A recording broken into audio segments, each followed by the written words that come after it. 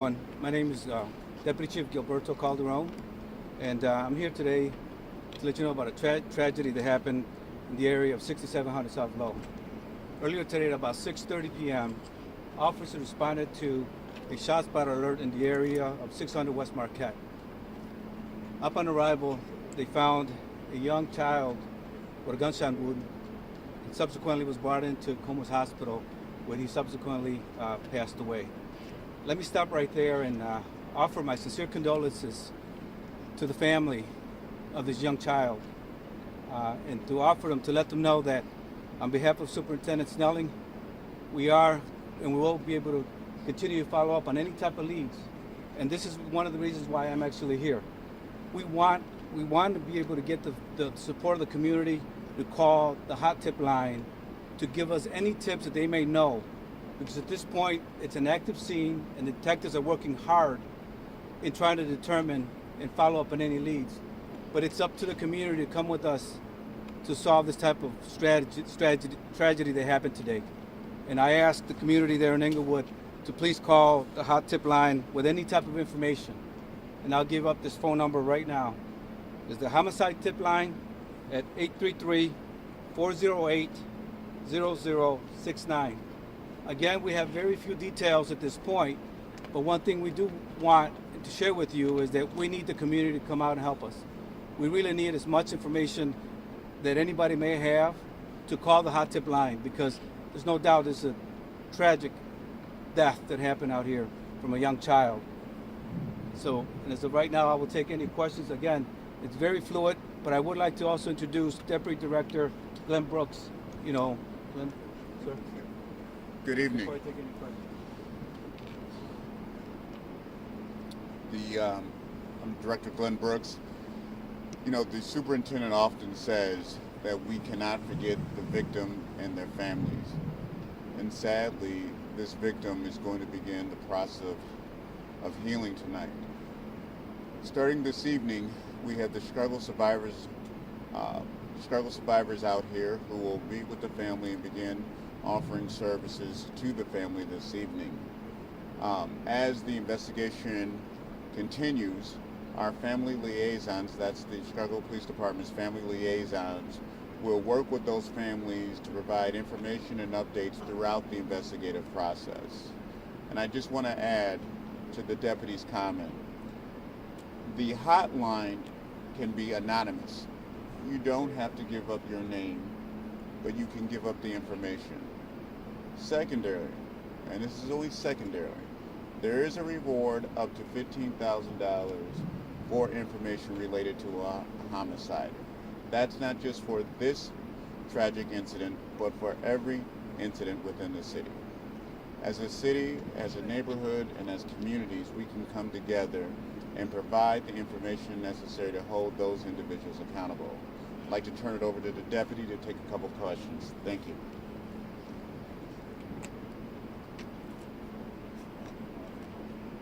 Well, first of all, good evening. William Hall, WILLIAMHALL. Tonight, what we witnessed, what we heard about, is simply a child that's dead. 12-year-old child that won't go to school tomorrow. 12-year-old child that doesn't have an opportunity. So tonight we got a lot of questions, but trust and believe. I just talked to our superintendent. Tonight they're looking at everything that you can imagine. And what he said to me, what I say to everybody in Chicago tonight, we should be outraged. All hands and hearts on deck. We gathering the facts right now, but as we go to bed tonight, the question becomes, when we wake up tomorrow, when is another kid going to get shot before we finally figure out that kids matter? This is a city of big shoulders. How many children are we putting on our shoulders? And so again, tonight, we find the facts. Superintendent, again, has reminded me to remind everybody in Chicago, let's be enraged.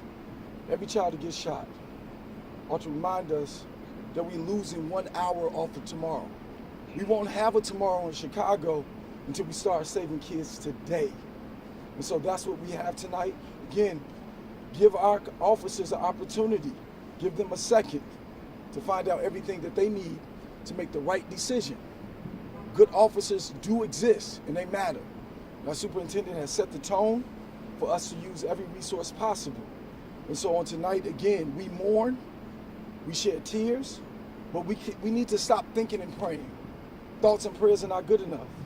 Right now, what we need are more people involved. Parents, wherever your children are, grab them tonight. Remind them that they matter. Remind them that you love them.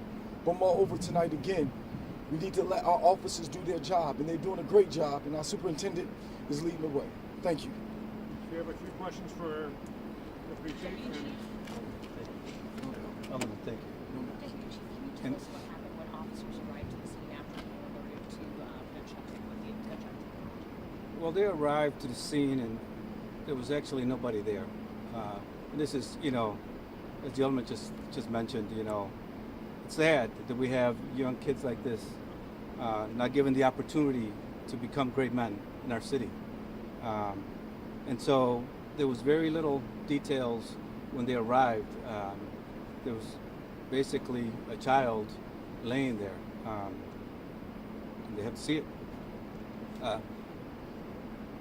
But as the alderman just mentioned and Superintendent Snelling said, we will continue and we will get to the bottom of it. There's no doubt about it.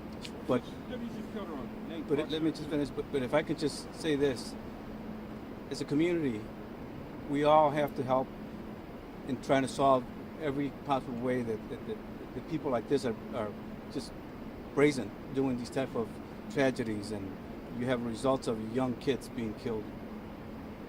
So Yeah. I was just going to ask, so did this happen like outside of his home?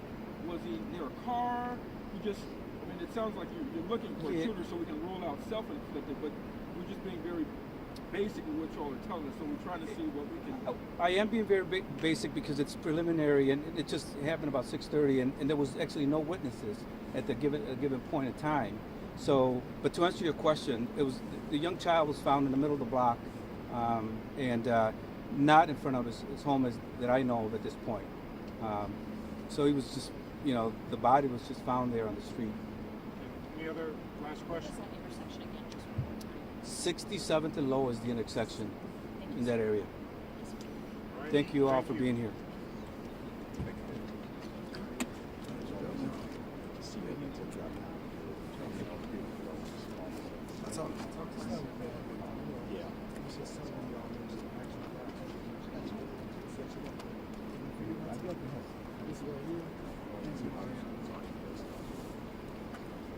Andrew?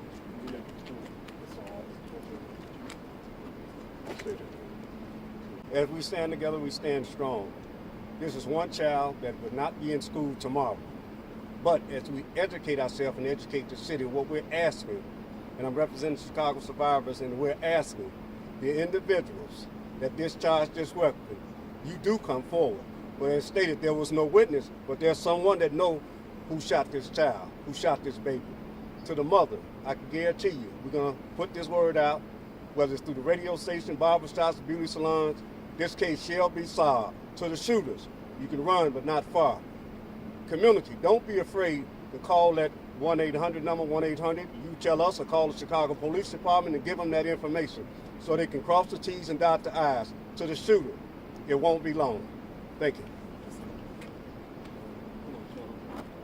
Daryl Smith, Inglewood Political Task Force, community organizer. All I'd like to say is all community organizations tomorrow morning need to come together and be boots on the ground to find this killer. We cannot call ourselves community organizers or community leaders and let things like this happen in our community. So I'm calling on all community organizations tomorrow morning to be boots on the ground and find the killer of this child. That's all I have to say.